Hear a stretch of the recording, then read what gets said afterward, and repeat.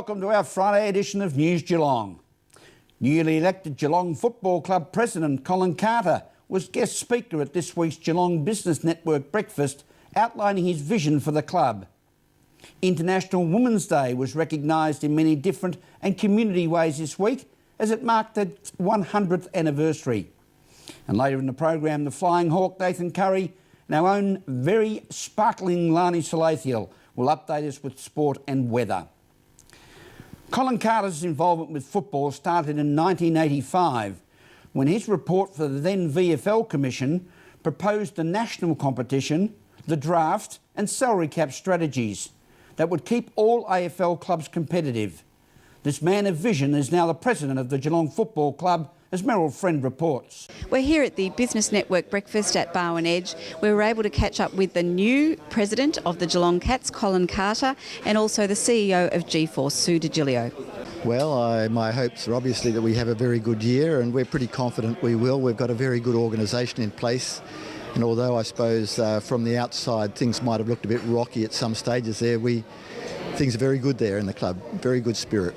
Well, change is often uncomfortable at first, but often brings its benefits, and this is absolutely what's happened here. We've got some big changes in personnel, but the way the place has settled down is just fantastic, and that's a reflection of the fact there are a lot of very good quality people in the club. So it wasn't as if any departures left huge holes. They left holes, but they've been replaced with people who we think are very good and hopefully better.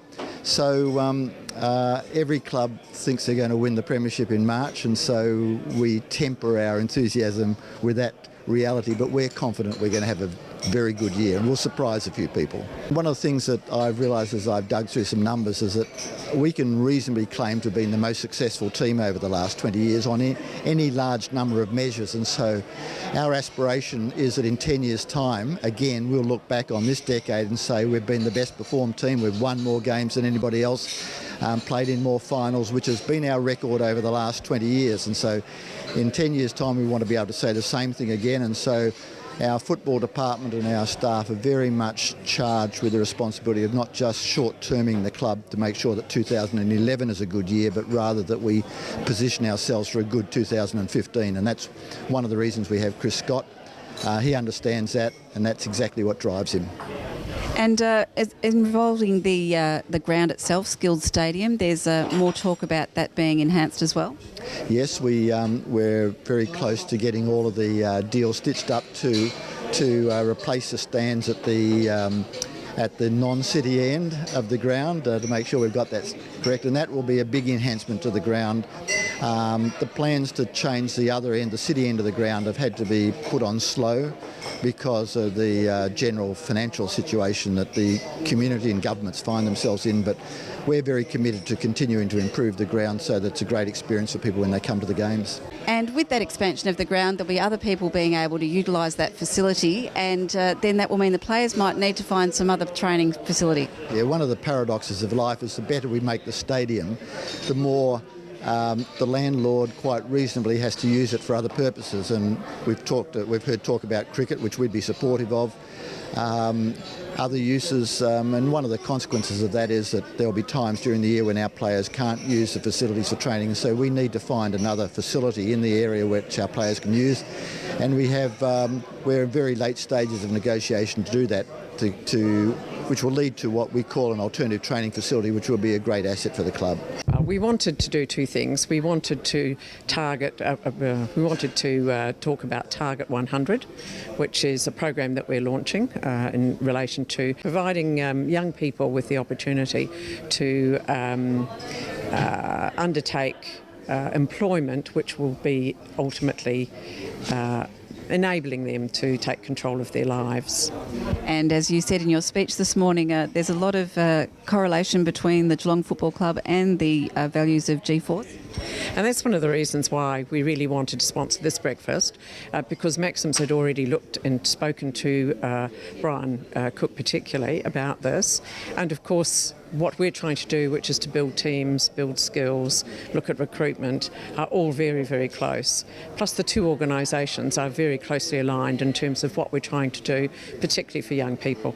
Here from Barwon Edge, Meryl Friend, News Geelong. Thank you, Meryl. Revolution is a unique exhibition that takes us back to May 1970, when the best surfers in the world descended on Bells Beach for the then running of the 5th World Surf Championships. This year marks the 40th anniversary of that revolution, as Debbie Meaney reports. The Revolution exhibition here at Surf World in Torquay is about celebrating 40 years since the 1970 competition at Bells took off. I spoke with Craig Baird, the curator of Surf World, to tell us about it. The Revolution exhibition celebrates the 1970 World Surfing titles at Bells Beach. It was a pretty crazy time socially. There were a lot of things going on in the world, and we've used that as the backdrop for what was a pretty controversial surfing contest.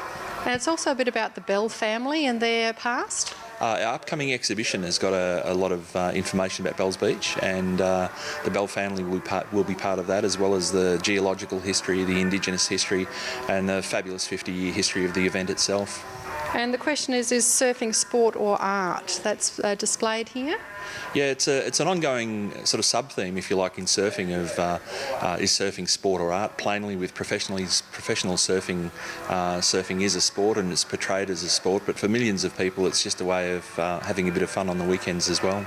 And what things can people see here at the exhibition at the moment? There's some great images from the 1970 world titles, and we've matched up boards with images to show the characters and some of the surfboard designs that were carrying on at the time, as well as different bits and pieces of memorabilia and artwork and images from 1970 as well. And you've got another exhibition coming following on after this. Yeah, the Bells Gold exhibition will celebrate 50 years of the contest at Bells Beach. It's gone on to become the longest continuously running surfing contest anywhere in the world, and a fabulous history, and we'll be trying to display as much of that as we can here at the museum. At Surf World, this is Debbie Meaney for News Geelong. Thank you, Debbie. This is News Geelong as we go to a break and return with more news after this.